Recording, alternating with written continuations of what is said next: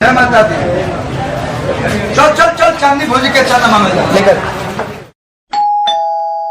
भाभी भाभी please open the door. English मत बोल ना तो जानी क्यों जा चोर।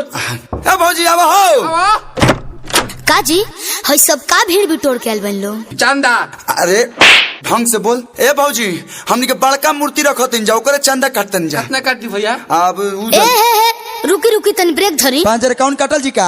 रुकी महाराज देखी राउर भैया सेंट्रल मॉल में गइल बड़े। हमरा पास पैसा नहीं हम बिल्कुल कैशलेस हई। देखा झूठ मत बोला देवे के पड़ी पिछले। दाना भौजी दाना।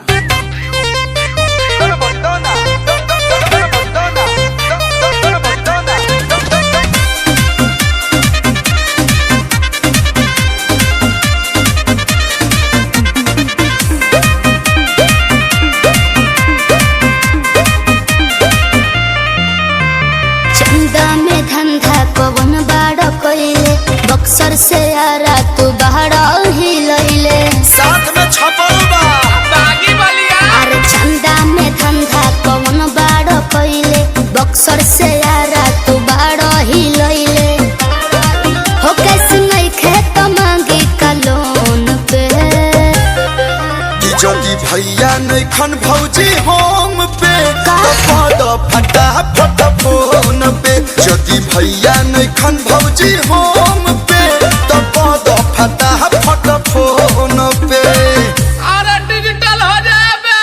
हट बोलो कि नहीं जैसे बोली निकला के न राउर आदत बा बहुते बाउर।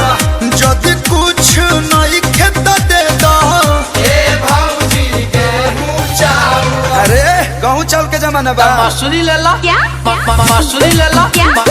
मसूरी ले ला। कुछ भी बोलते फूटी कौड़ी नहीं खे को रुपया। अच्छा। सब धरी ले ले बड़े तोहार भैया। बार कोट लेके आइल बानी असही ना पगल आइल बानी। अच्छा। कॉलोनाइज कोइन भौजी हो खाना बेचैन भौजी। हो खाना बेचैन भौजी।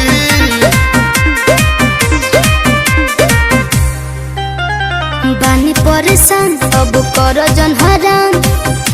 बात चल बस रुपया चुपचाप धोलना। साफ कंजूसे बड़ू का तो का करी तो सुना ए भौजी हो भैया से ट्रांसफर करवाई दाना हो। ए भौजी हो भैया से ट्रांसफर करवाई दाना हो। दो ताने मोबाइल रुको तारा भैया के वीडियो कॉल लगाओ तनी।